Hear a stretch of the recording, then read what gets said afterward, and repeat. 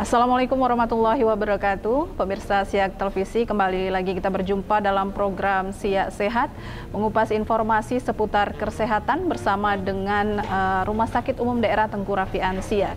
Bersama saya Desi, kita akan membahas mengenai penyakit hernia, dan saat ini saya sudah bersama dengan dokter spesialis bedah di Rumah Sakit Umum Daerah Tengku Rafian Siak, Dr. Zulkifli Rangkuti MKet, beliau spesialis bedah. Assalamualaikum dokter. Waalaikumsalam Bu. Ya, gimana kabarnya nih dok? Alhamdulillah sehat. Wah, banyak pasien ya dok? Lumayan.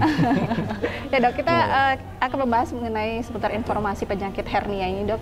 Seperti apa gejala yang ditimbulkan, kemudian bagaimana langkah pengobatan yang harus dilakukan. Tapi nanti kita akan bahas lengkapnya dok. Tetap bersama kami pemirsa di Siak Sehat, hidup sehat, kebahagiaan kita bersama.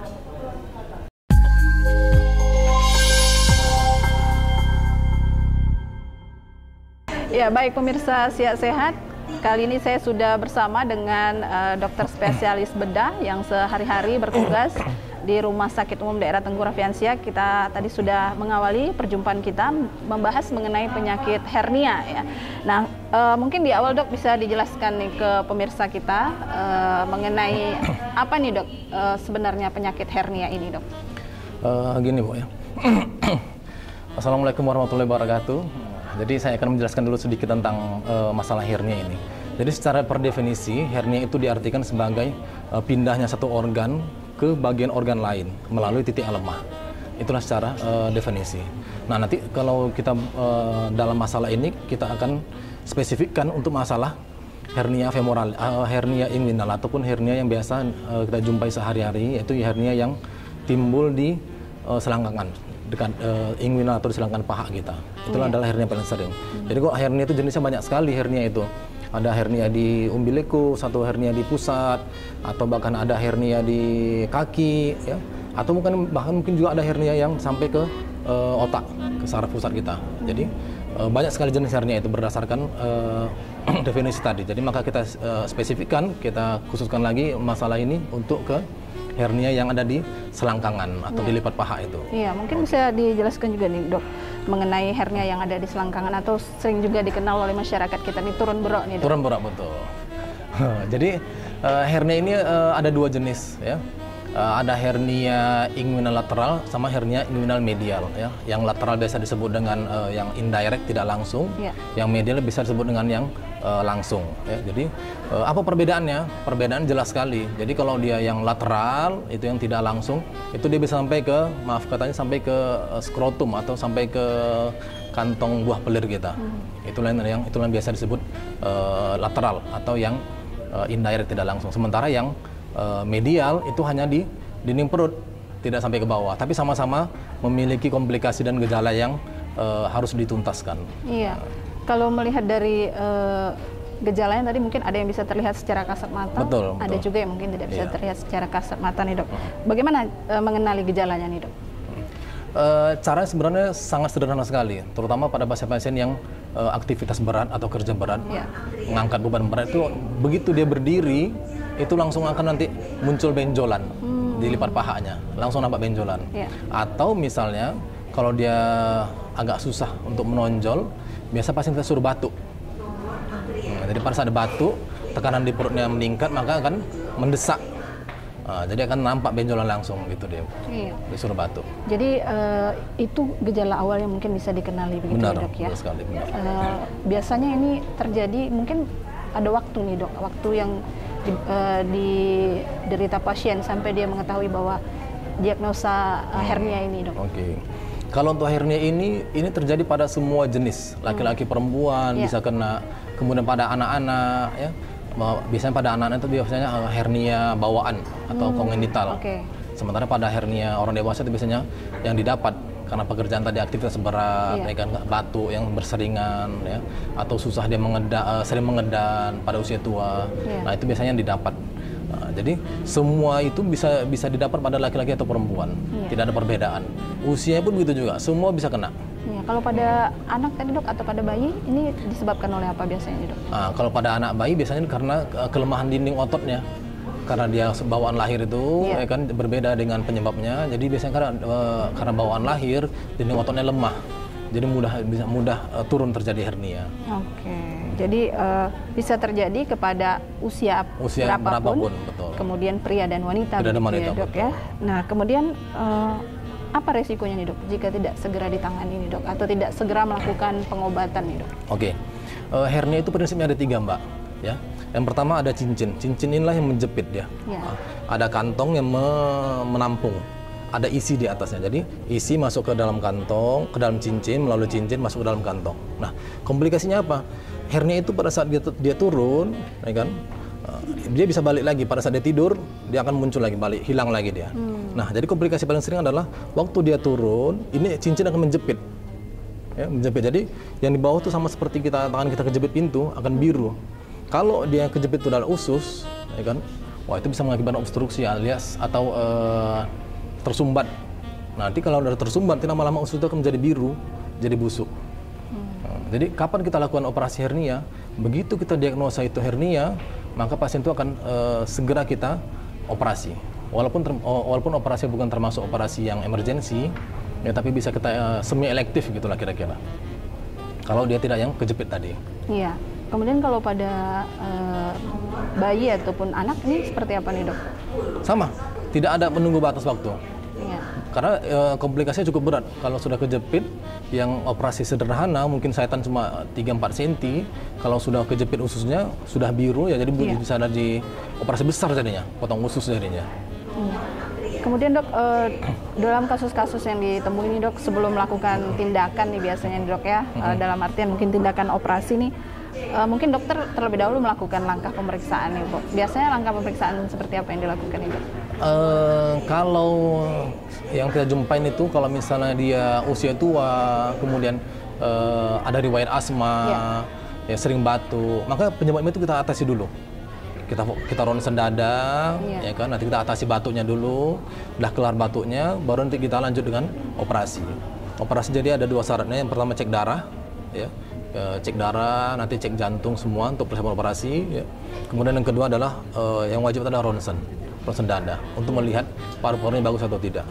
Karena sama saja nanti walaupun sudah kita operasi, kalau dia batuk lagi, jebol lagi. Jadi tidak ada jaminan bahwa pasien yang sudah dioperasi 1 kali akan sembuh seumur hidup. Berarti ada resiko mengulang. Ya benar. Makanya tadi kita atasi dulu penyebabnya, batuk tadi. Itu paling sering, terutama pada laki-laki usia tua, batuk, ya kan. Walaupun batuknya cuma sekali, tapi kalau dikumpul-kumpul jadi banyak jadi batuknya. Intensitasnya betul. Banyak ya dok ya. Benar. Begitu. Ya dok, sebelum kita membahas nih dok mengenai pengobatan pasca operasi nanti dok, kemudian juga kita akan menginformasikan ke masyarakat kita supaya masyarakat kita paham bahwa penyakit hernia ini sendiri bisa disembuhkan ya dok. Bisa disembuhkan. Nanti kita kembali lagi dok membahas mengenai penyakit hernia ini. Nah, untuk pemirsa Siak Televisi tetap setia bergabung bersama kami dalam program Siak Sehat, Hidup Sehat, Kebahagiaan Kita Bersama.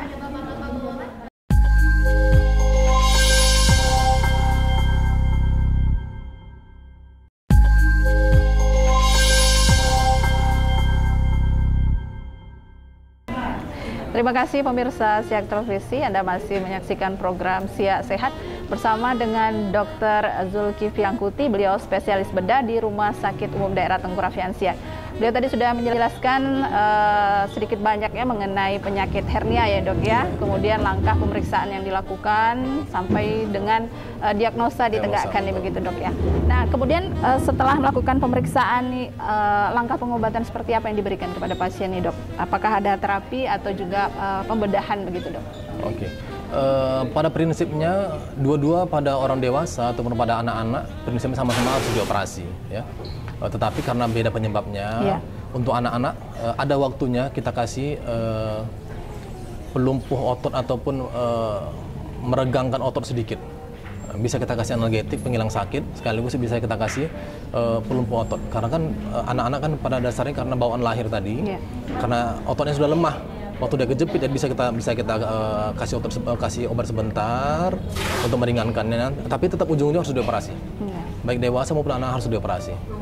Ya, pada proses pembedahan ini sebenarnya seperti apa proses dari pengangkatan hernia ini sendiri?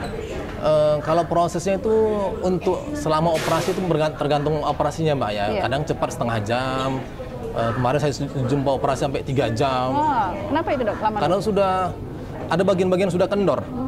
Jadi ibarat karet, ya kan, karet sudah betul-betul elastis. Iya.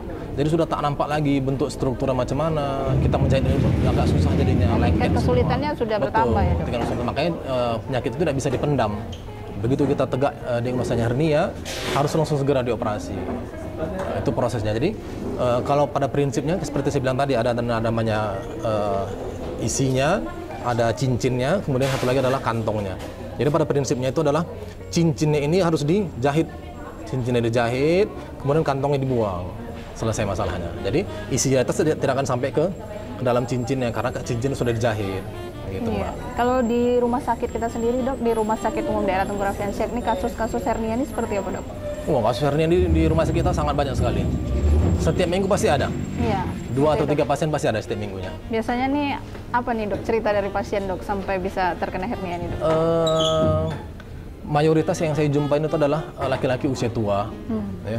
Penyebab paling sering adalah batuk, karena batuk. Yang kedua karena ya lingkungan sekitar kita kan banyak pekerja sawit nih mbak ya. Iya. Jadi banyak aktivitas beban berat, jadi tekanan perutnya kuat, jadi sering mengakibatkan hernia. Pada pekerja berat lah, gitulah kira-kira. Ya, jadi cukup banyak pasien hernia betul. di rumah sakit kita ini dok ya. Kemudian tadi sudah pembedahan nih dok. Sudah pembedahan. Tentu pasien akan melewati perawatan nih dok. Nah, seperti apa proses perawatan nih dok? Kalau perawatan pasca operasi itu kita rawat hanya 2 hari aja di rumah sakit. Oke. Selebihnya rawat jalan. Tapi yang kita anjurkan adalah yang kita beritahu bahwasannya hernia itu bisa muncul lagi. Asal dijaga pantangannya. Apa pantangannya? Bukan pantangan makan mbak ya. Iya. Bukan pantangan makan. Pantangannya itu adalah pantangan batuk. Ya. Yang kedua adalah kerja berat, aktivitas berat. Nah ini memang agak susah ini, seperti saya tadi kan. Apalagi yang harus mencari nafkah. Ya, harus mencari nafkah. Paling nggak dikurangi lah, dikurangi intensitasnya. Ya. Yang ketiga biasanya ini adalah mengedan. Bisa karena BAB-nya keras. Apalagi pada usia tua ada namanya prostat, kencingnya susah. Ya, jadi tekanan dalam perutnya kuat, maka dia akan mencari celah. Jadi cuma 3 ini pantangannya. Apa tadi?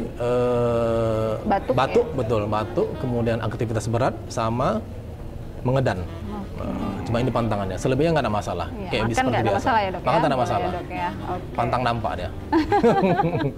Oke, baik pemirsa, kemudian yang terakhir itu dok. Oke, silakan dok. Mungkin tadi sudah dokter sampaikan juga pesan-pesan untuk pasien yang sudah pernah dioperasi hernia, kemudian juga tadi sudah dokter sampaikan mengenai perawatan yang bisa dilakukan di rumah dan juga karena ini penyakit mengulang nih dok. Mungkin ada yang ingin disampaikan ke pemirsa kita Siak Sehat di rumah, baik yang sudah terdiagnosa pernah hernia dan sudah melakukan operasi maupun yang mungkin bisa melakukan jaga-jaga nih dok ya supaya tidak terkena hernia nih dok. Nah yang pertama bahwasannya hernia ini setelah dioperasi dia akan bisa muncul lagi. Itu harus diingat sama pasien mbak ya. Nah kemudian yang kedua jangan takut untuk operasi. Operasi itu apa kita bilang ya, bukan mencabut nyawa dia. Nah yang ketiga hernia itu tidak sembuh dengan makan obat herbal. Ya ini banyak nih. Banyak sekali makan obat-obatan ya, yang justru habis adalah duitnya habis. Tapi penyakit nggak sembuh-sembuh. Bahkan ada justru lagi orang yang menganjurkan pakai celana dalam yang ketat. Itu tak ada ininya, tak ada penelitiannya dan juga tidak berguna, hampir tidak berguna sama sekali. Kalau memang sekali dia jebol ya tetap jebol dia. Maka pengobatannya harus dioperasi. Ya, tadi setelah operasi tadi dokter mengatakan juga ada tempo waktu seseorang bisa beraktivitas normal gitu ya. Benar. Jadi setelah dioperasi kan tadi 3 pantangannya, batuk, aktivitas berat sama mengedan. Kalau untuk aktivitas berat ini biasanya kita larang pasien itu 3 bulan pertama untuk tidak kerja berat. Kenapa? Karena waktu hernia itu kan kita pasang ada namanya mesh. Ya. Mesh itu adalah penahannya dan mesh itu akan menyatu dengan tubuh kita itu sekitar 2-3 bulan. Jadi betul-betul menyatu, baru kita bisa aktivitas seperti biasa.